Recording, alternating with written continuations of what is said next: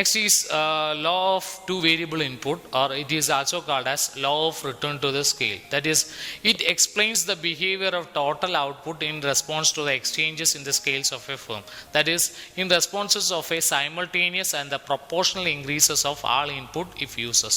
That is, it explains how the simultaneous as well as proportional increasing in both L and K affect the total output and the various level of input combination.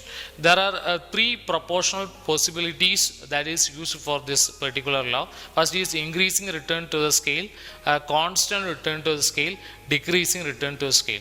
What do you mean by increasing return to the scale? Means proportional increases in all the factors of production results in more than the proportional increases in output. Next is constant return to the scale. That is, which input are increases. When input are increases, a given proportional and the output increases at the same production. That is, they may be called as homogeneous production function of the first degree. Next is decreasing return to the scale, that is otherwise known as law of diminishing returns. That is proportional increasing in all the input result less than the proportional increases in output.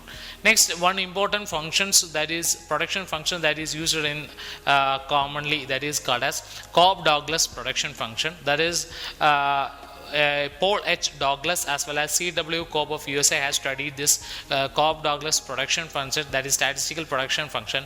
It is also called as Cobb-Douglas production function. That is Q equal to K L raised to A C raised to 1 minus A. Q is considered as output, L is considered as quantity of labor, C is considered as quantity of capital, K and A are positive constant. That is, in this production function, the output Q of a function of two inputs, that is L and C.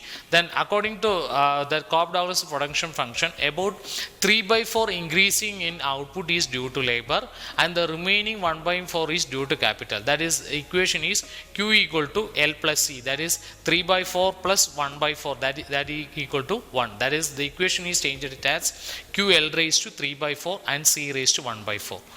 Next important function is CES production function, that is constant elasticity of substitution.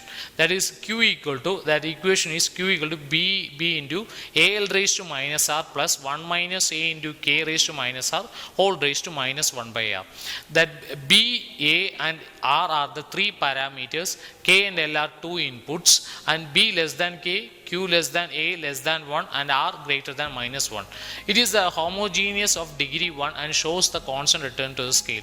When we are just segregating this into one particular equation, that is B equal to A into ML raised to minus R plus 1 minus A into MK raised to minus R whole raised to minus 1 by R. That is M raised to minus R whole raised to minus 1 by R into B into AL raised to minus R plus 1 minus A into K raised to minus R whole raised to minus 1 by R.